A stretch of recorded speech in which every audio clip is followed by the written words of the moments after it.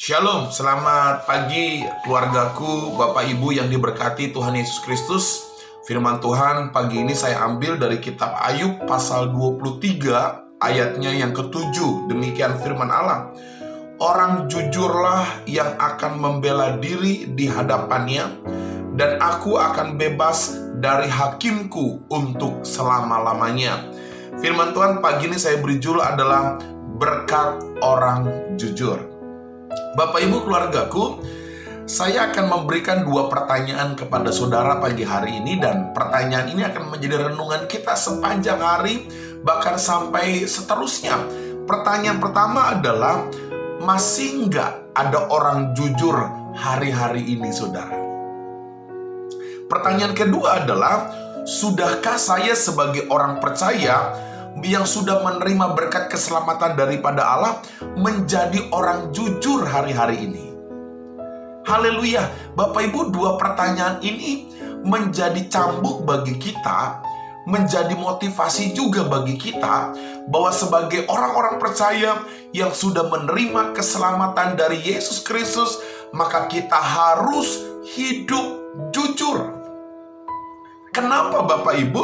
Di sini saya menulis, kejujuran itu hari-hari ini menurut saya sudah menjadi sesuatu yang sangat langka ditemukan. Sangat sulit menemukan orang-orang jujur dengan segala ketulusan hatinya. Bahkan saya mau katakan orang-orang jujur hampir punah di muka bumi ini saat-saat ini, saudara. Bapak Ibu keluargaku yang dikasihi Tuhan Yesus Kristus, saya katakan tadi di awal bahwa sebagai orang-orang yang sudah mengenal Kristus, sebagai orang-orang yang sudah menerima karunia keselamatan, seharusnya kita berjalan di dalam kejujuran. Tidak ada kebohongan, tidak ada yang dusta, tetapi terus mengungkapkan kejujuran-kejujuran, perilaku-perilaku yang jujur. Nah, Bapak Ibu keluargaku, kenapa saya katakan anak-anak Tuhan harus hidup di dalam kejujuran? Maka saya katakan saudara, karena itu harus menjadi gaya hidup Kristus, gaya hidup kita. Dan yang kedua, saya pastikan kenapa kita harus hidup jujur, karena ada berkat dari orang-orang jujur. Pagi ini firman Tuhan saya beri judul berkat orang jujur. Karena itu saudara, mari introspeksi diri kita, mari kita benahi diri kita. Pastikan pagi ini dan seterusnya kita menjadi orang-orang jujur. Ayub dengan tegas mengatakan orang jujur. Ayub dengan tegas mengatakan jadilah orang jujur, karena orang jujur pasti memiliki berkat Tuhan. Pertanyaannya adalah, apa berkat bagi orang-orang yang hidup dalam kejujuran? Yang pertama saudara, orang jujur pasti diberkati Tuhan. Ada amin saudara? Ya, orang jujur pasti diberkati Tuhan. Orang jujur memang tidak disukai. Orang jujur seringkali dimusuhi.